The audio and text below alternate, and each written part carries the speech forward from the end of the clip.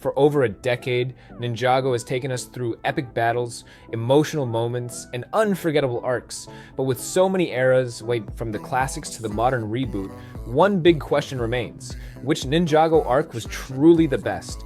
Today, we're diving into all 5 major arcs to find out, and my answer might just surprise you. Before we get into the details, let's quickly break down the 5 major arcs of Ninjago. First, we have the pilots to Season 2. The original era that introduced the ninja team, Sensei Wu, and the rise of Lloyd as the Green Ninja. Next is Seasons 3 through 7, a time of deeper character development, major sacrifices, and powerful villains like the Overlord and Master Chen. Then comes the Oni Trilogy. Seasons 8 to 10, a darker, more cinematic arc featuring Harumi, Garmadon's return, and the threat of the Oni. Fourth, we enter the WildBrain Era, Seasons 11 to 15, known for its new animation style, faster pacing, and bold experiments with storytelling. And finally, we have Dragons Rising, a fresh start with new heroes, a merged realm, and the legacy of the original ninja continuing into a new age. The Pilots to Mud to Season 2 is easily one of the most iconic arcs in all of Ninjago. I still remember being 6 years old, rushing to the TV with pure excitement, ready to watch the next episode. For so many fans, this was the beginning, the moment we fell in love with the world of Ninjago. So much happened in just a short amount of time. Zane discovers he's a robot. Kai, who thought he would be the Green Ninja, learns to step aside, and Garmadon actually defeats the Great Devourer himself. It was legendary. For me, Season 1 is the strongest part of this arc. It does an amazing job at letting all the ninjas shine, especially through their true potential episodes. Back then, Ninjago honestly felt like an S-tier show, and looking back, it absolutely was. The pilots were a great introduction to the characters and the world, and both Seasons 1 and 2 delivered exciting stories, strong character growth, and unforgettable moments. Now, some people criticize Season 2 for starting with a few filler episodes, but honestly, I kind of enjoyed them. It was fun watching the ninja struggle to find a new home while training Lloyd, and Garmadon trying ridiculous schemes to destroy the ninja. Hilarious stuff, and of course, we can't forget the final battle. Golden Lloyd was insanely cool. The Overlord's introduction was terrifying in the best way, and the whole idea of the Dark Island? Straight up awesome. All in all, the pilots through Season 2 represent a golden era, pun intended, and helped shape what Ninjago would become. For many fans, this arc is Ninjago.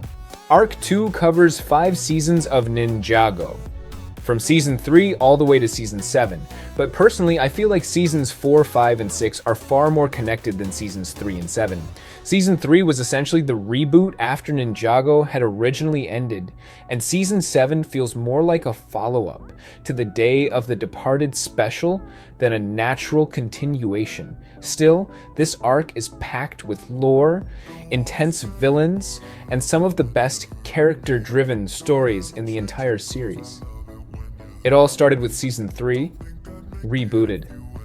After the final battle, many fans thought Ninjago was finished, but because of overwhelming support, the show came back, and rebooted was literally that, a reboot. Unfortunately, it received mixed reactions. The Overlord returned, and this time as a digital virus, and Zane sacrifices himself in a very emotional finale, only to be brought back to life right at the start of the next season. It felt a bit rushed, and it wasn't the only time Ninjago played with resurrection like that. On top of that, there was the infamous love triangle between Cole, Jay, and Nia, a plotline that most of the community really didn't enjoy. Then came Season 4, Tournament of Elements, which many fans still consider the best season Ninjago has ever made. And honestly, it deserves that title. The ninja were broken after Zane's death, each dealing with grief in their own way. Seeing them so fractured gave the season a heavy emotional weight. The mission to bring their friend back was incredibly moving. This was also the first time we met the other elemental masters, expanding the world of Ninjago in a major way. The lore was rich, the tournament setting was fresh, and Master Chen, personally my favorite villain, was just pure chaotic evil. Sometimes a villain who's evil just for the sake of it works. And Garmadon's sacrifice at the end? That moment hit hard. They couldn't have ended it more perfectly. Season 5, Possession is also a fan favorite. Moro, the ghost of Sensei Wu's fallen student, comes back for revenge, and he's honestly one of the most tragic and well-developed villains in the series.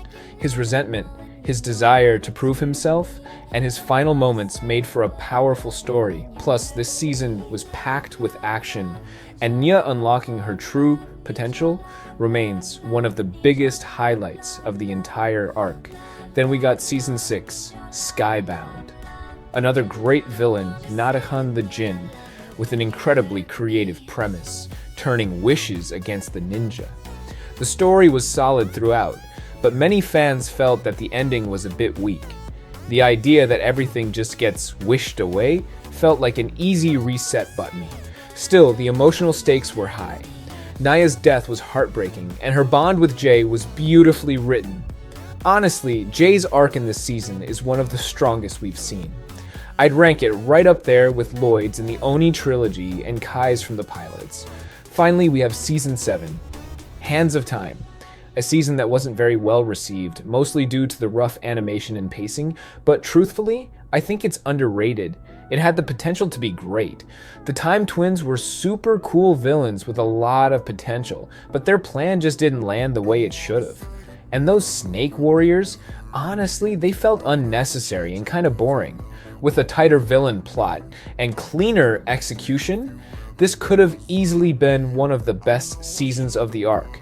In the end, Arc 2 is a roller coaster, full of ups, some downs, but always pushing the lore and character development forward.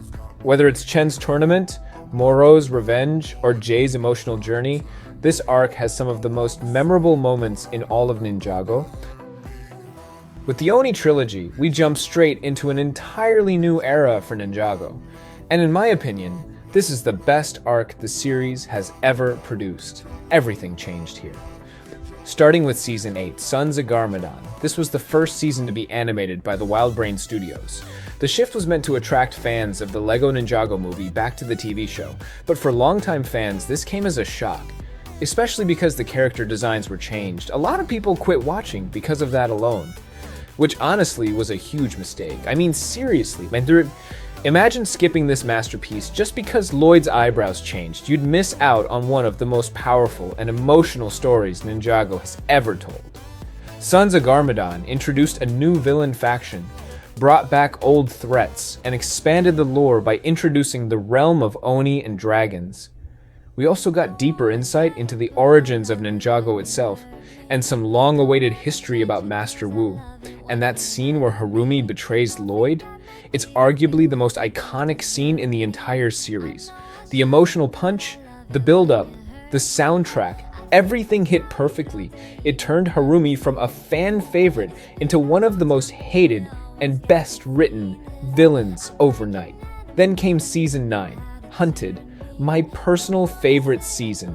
I loved how the ninja team was split into two storylines. One group trying to survive in the first realm, and the other, mostly Lloyd, stuck back in Ninjago City, dealing with the fallout of Garmadon's return. What made this season so powerful wasn't just the action. It was the emotional and psychological weight. Lloyd spends nearly the entire season battling the fear that his friends might never come back. He's not the all-powerful golden ninja anymore. He's a scared, broken kid trying to figure things out. That growth, it was incredible. And the ending? Seeing Master Wu and Lloyd confront their own family, fighting Lord Garmadon together, was nothing short of epic. The music, the animation, the stakes, it felt like a movie. Finally, we have Season 10, March of the Oni. A short season, but still an important one. Yes, it had flaws, like Cole randomly dying, and then not being dead at all, or the Oni, supposedly the most powerful threat in Ninjago history, being defeated a bit too easily, but despite that, there were some unforgettable moments. The return of the golden weapons was a huge nostalgia hit. Seeing the team reunite with their original powers brought everything full circle. And of course, the emotional payoff. Jay's proposal to Nya, a moment fans had waited years for, was absolutely beautiful. it brought back the heart of the series in the middle of all the darkness. What makes the Oni Trilogy stand out is how mature and cinematic it feels. The visuals were stunning, the storytelling was bold, characters were allowed to fail, to break down, to rebuild, and thematically, it dealt with legacy, fear, betrayal, hope, some of the deepest ideas Ninjago has ever touched. A lot of fans dropped off after the design change, and honestly, they missed out on something special. This arc pushed Ninjago to a whole new level, and for me, it's the true peak of the series. After the cinematic emotional heights of the Oni Trilogy, Ninjago took another bold turn, entering what fans now call the WildBrain Era. Spanning seasons 11 to 15, this era brought a brand new animation style, a new studio direction, and a shift in tone that at the time left the fandom completely split. The era begins with Season 11, Secrets of the Forbidden Spinjitzu, a season that introduced shorter, 11-minute episodes and split the story into two halves, the Fire chapter and the Ice chapter. On one hand, this format allowed for faster pacing and sillier side stories. On the other, some fans felt the tone was too chaotic and inconsistent. But let's give credit where it's due. The Ice chapter especially really stood out. Vex and the Ice Emperor gave us a darker and more emotional storyline, and Zane's arcs being turned into the cold-hearted ruler was both haunting and beautiful. Sure, not every episode hit the mark, but the ambition, you could feel it. Then came Season 12. Prime Empire, one of the most visually creative seasons in the series. The ninja are pulled into a video game world, complete with lives, levels, and a mysterious villain named Unagami. Some fans absolutely loved the neon cyber aesthetic and the gaming references. Others felt it lacked the emotional weight of earlier arcs. Personally, I think Prime Empire was a fun change of pace. The stakes were still high, the setting was fresh, and Jay getting the spotlight for once was long overdue. Season 13. Master of the Mountain is where the WildBrain era really hit its stride. This season is beloved by many, and for good reason. The focus shifted to Cole, who had been underused for years, and the story dove into themes of courage, legacy, and inner strength.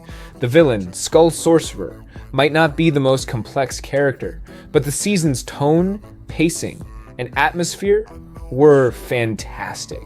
The underground setting, the Indiana Jones-style adventure, and Cole unlocking his true potential. It was a love letter to longtime fans, and a great example of Ninjago doing something new while honoring its past. Then we reached Season 14, The Island. More of a mini-season, to be fair. It's just 4 episodes long, and mostly serves as a lead-in to what comes next. The story is simple. The ninja investigate the disappearance of Misako and Wu on a mysterious island. It's fun, has a couple of cool moments, and introduces the keepers of the amulet. But let's be honest, this one is rarely anyone's favorite. It's more of a snack than a full meal. Still, not bad, just not memorable. Finally, we get Season 15, Seabound, Neat, and wow, this one hit hard. After so many lighter seasons, Seabound brought us back to intense storytelling and real emotional stakes. Nia's arc is front and center. Her relationship with water, her growing powers, her fear of losing control. The villain, Prince Kalmar, was genuinely threatening. But the biggest moment, Nia becoming one with the ocean to save Ninjago, a sacrifice that felt earned, heartbreaking, and powerful. Fans were devastated. It was the kind of moment that reminded everyone why they fell in love with this show in the first place. And just when we thought it was over, came the grand finale. Season 16, Crystallized. This season brought everything full circle. Almost every major villain returned. Harumi, Pythor, the Mechanic, the Council of the Crystal King, and the ninja had to face their biggest threat yet, the Overlord, now reborn as the Crystal King. Crystallized was both a celebration and a farewell. The ninja regained their elemental powers. Nia came back. Lloyd finally completed his arc, not by becoming stronger, but by letting go of the need to defeat evil with violence. And most importantly, the team was whole again. Was it perfect? Not quite. Some fans felt the pacing was rushed, or that some villains were underused. But as a final chapter for the original Ninja, it delivered everything we hoped for. Nostalgia, closure, and a powerful message about unity and growth. The WildBrain era was risky, emotional, uneven at times, but always trying. It redefined Ninjago for a new generation, while still honoring the old. And with Crystallized as its grand send-off, it gave us one last adventure with the team we grew up with. Whatever comes next, one thing's for sure, this era made sure the legacy of Ninjago ended on a high note. After Crystallized wrapped up the legacy of the original Ninja, Dragon's Rising launched us into a brand new chapter, one that felt risky, different, and surprisingly exciting. The premise is wild. After a massive cosmic event known as the Merge, all the realms have fused into one chaotic super realm. Cities from different worlds now sit side by side. Villains from far-off lands share streets with dragons and monks. It's a creative mess. And honestly, that's what makes it so cool. This new world introduces us to Eren and Sora, two fresh faces trying to survive in this post-merge chaos. Eren's got this childlike energy and blind optimism, while Sora is techie, closed off, and carrying some real emotional baggage. Fans were skeptical at first, and let's be real, following up the original Ninja is a tough ask. But over time, these two have grown into characters we actually care about. They're not replacements, they're something new. And of course, the old Ninja aren't gone. In fact, Lloyd plays a huge role as the mentor figure in this new generation, sort of like a younger Wu. And slowly but surely, we start to see more of the classic team return, most notably, Jay. But here's the twist, Jay's not the same. After the merge, he lost his memories, and now twisted and reprogrammed, he's back as Evil Jay. This has added a huge emotional layer to the show. The moment Eren realizes who Jay used to be, it hit hard for longtime fans. Then there's Wildfire, a brand new character introduced later on who absolutely stole the show. She's impulsive, passionate, and deeply connected to the elemental chaos of the new world. Her dynamic with Eren and Sora has added a lot of fun and tension, and she's quickly become a fan favorite. In Season 1, the main threat is Lord Raz, a warlord who wants to reverse the merge and restore order. But he's not acting alone. There's a mysterious master in the background, feeding him power and knowledge. The Source Dragons, mythical beings that hold the realms in balance, become key to understanding what's really at stake. Season 2 raises everything. We meet the Forbidden Five, a terrifying group of elite villains, each more dangerous than the last. Their goal: find and control the Source Dragons. But their method?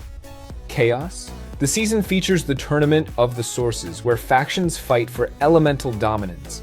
It's flashy, unpredictable, and one of the most visually stunning arcs the show has ever done.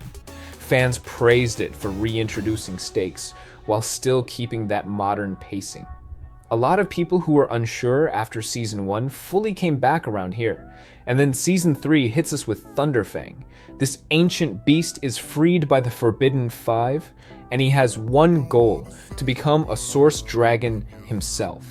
The problem? He's not meant to be one. Source Dragons are immortal forces of balance. Thunderfang is fueled by rage, obsession, and destruction. The tension in this season is intense. Eren and Sora are growing stronger, but still far from ready. Wildfire's powers begin to spiral. And Evil Jay? He's becoming more dangerous, raising questions about whether he can ever return to who he once was. What's brilliant is that Dragon's Rising doesn't ignore the past, but it also doesn't rely on it. It honors the legacy of Ninjago while pushing forward into uncharted territory. It's not just about nostalgia, it's about evolution. Some fans still miss the longer episodes or the full ninja team in the spotlight. And that's fair, but more and more are saying this is the fresh start Ninjago needed. With layered characters, a mysterious villain in the shadows, epic world building, and emotional storylines like Evil Jay and the fate of the Source Dragons. Dragon's Rising has proven itself as more than just a reboot. It's a new age, And honestly, it might just be the most ambitious arc Ninjago has ever attempted. Ever. So, that's my breakdown of every major Ninjago arc so far, from the golden days to the rising dragons. Whether you grew up with the pilots or just joined during Dragons Rising, Ninjago has something for everyone. Let me know your favorite arc in the comments, and don't forget to like and subscribe for more ninja content.